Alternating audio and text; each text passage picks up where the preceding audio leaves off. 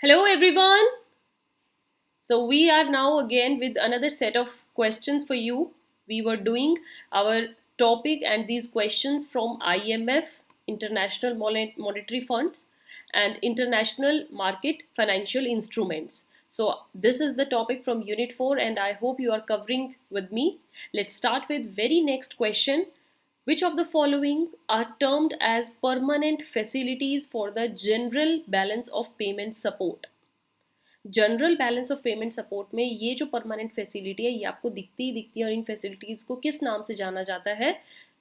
Reserve tranche facilities, credit tranche facilities, both और none of the above. So your answer should be B, credit tranche facilities.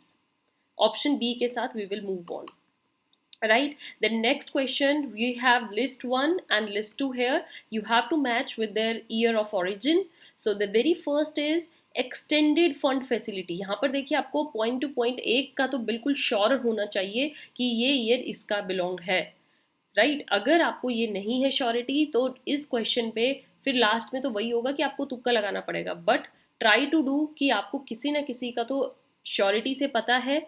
Learn कर लीजिए, at least इनमें से किसी दो को अच्छे से लर्न कर लो तो आपको मैच में दिक्कत नहीं आएगी. Right, so let's see what is given. Extended fund facility, it's 1986. Compensatory financing facility 1963. And wait, extended fund facility is 1974. Yeah, compensatory financing facility we have, it's 1963. Then compensatory contingents facility 1988 and structural adjustment facility आपकी 1986 की है. तो सबसे पुरानी 63 की compensatory financing facility और उसके बाद 74 में एक्सटेंडेड किया गया था ये extended fund facility. Later on आपकी जो है देन स्ट्रक्चरल आई और लास्ट में कंपनसेटरी एंड कंटिजेंसी इकट्ठी. तो इनको हम देखें तो ऑप्शन सी में ये गिवन है. Your answer would be option C.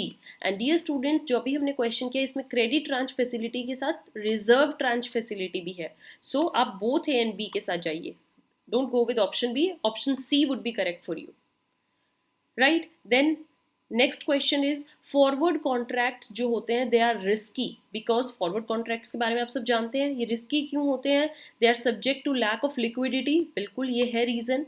And they are subject to default risk. Yes, तो इसमें रिस्क भी है एंड लैक ऑफ लिक्विडिटी भी है. We go with both A and B. Both A and B are true and that's why they are risky.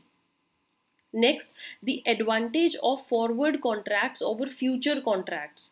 क्या क्या main ऐसी advantage है, बेनिफिट है फॉरवर्ड कॉन्ट्रैक्ट्स का instead of future contracts? So they are standardised, they have lower default risk, they are more liquid, none of the above. यहाँ पर all of the above आना था. Your answer should be then D, all of the above.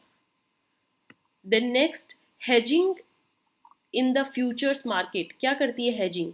They eliminate the opportunity for gains and they eliminate the opportunity for losses. तो देखा जाए hedging does both the thing, A and B. We will go with option D, that is both A and B. I hope you are understanding. यहाँ पर gains की भी opportunity को खत्म करती है, लॉसेज की भी. Then next question, when interest rates fall. जो इंटरेस्ट रेट होते हैं वो जब गिरते हैं तो एक bank perfectly hedging its portfolio of treasury secures the in the future market that has no change in its income. Bank के इनकम में कोई चेंज नहीं आएगा अगर इंटरेस्ट रेट फॉल भी करेंगे क्योंकि उन्होंने हेजिंग को अच्छे से यूज कर लिया.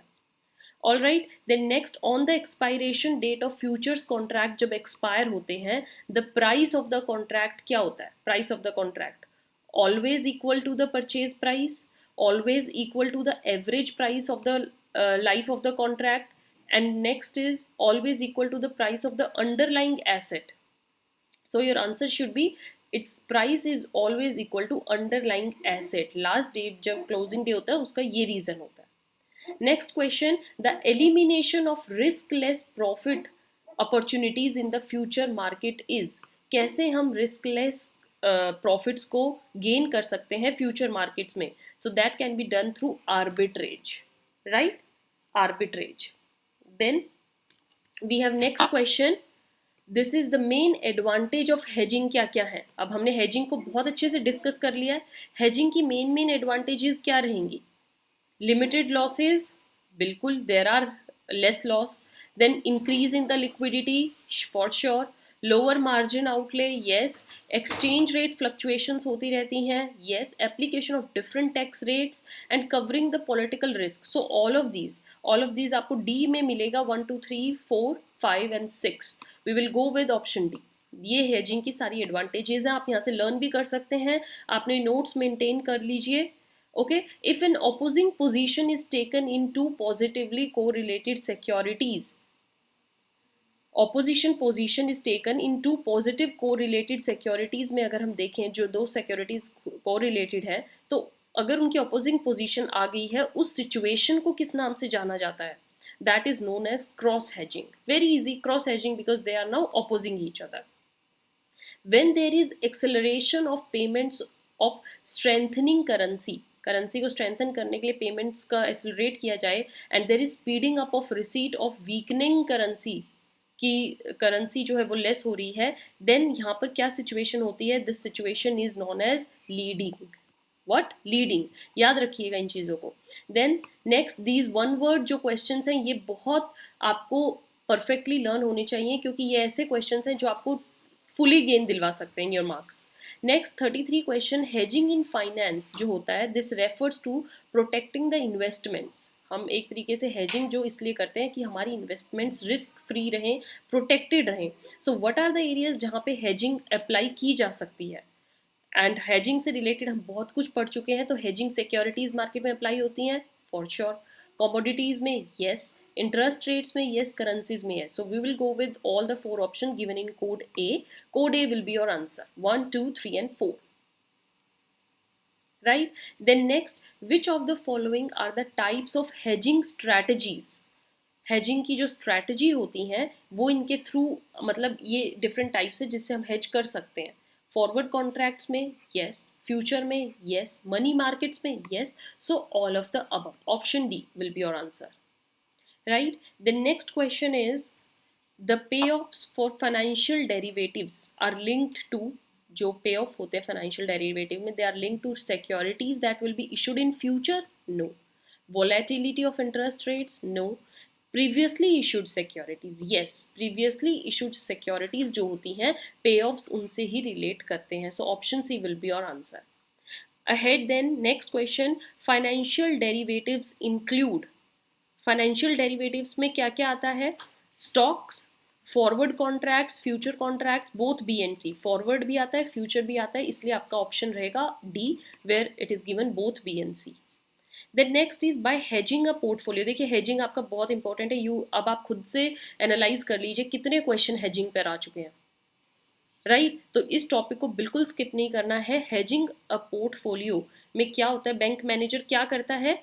It reduces interest rate risks, increases reinvestment risk, increases exchange rate risk और increase the probability of gains. तो अगर हम देखें, हमने hedging इतना पढ़ लिया है, इसका आंसर आप बहुत easily दे सकते हो. So this is the answer for your homework. You can mention your answer in comments and then I'll tell the correct option. Otherwise बहुत easy है, इसको आप खुद से दीजिए क्योंकि ये topic बहुत important है.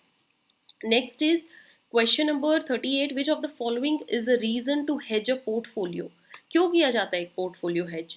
सो to increase the probability of the gains, to limit exposure of risk, risk को थोड़ा कम करने के लिए, उस पर लिमिटेशन लगाने के लिए. सो ऑप्शन बी के साथ हम जाएंगे.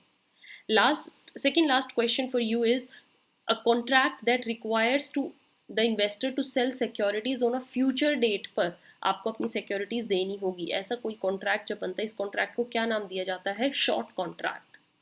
Contract will be termed as a short contract. Then the last question for today's session is to say that the forward market lacks liquidity. एक forward market में liquidity नहीं है, इसका मतलब it may difficult to make the transactions. वहाँ पर transaction नहीं हो रही होंगी या transaction करना बहुत difficult है, because less the liquidity, less chances to make the transaction. So we will go with option C. And I hope students you now understood this concept. Homework में जो आपको क्वेश्चन है कमेंट में ज़रूर दीजिएगा, क्योंकि आंसर आपको पता होना चाहिए. कमेंट्स में मैं लास्ट में आपको दूंगी कि इसका परफेक्ट ऑप्शन क्या रहेगी. So don't forget to do that, and yes, don't forget to subscribe the channel if you have not subscribed it yet. Have a nice day. Thank you.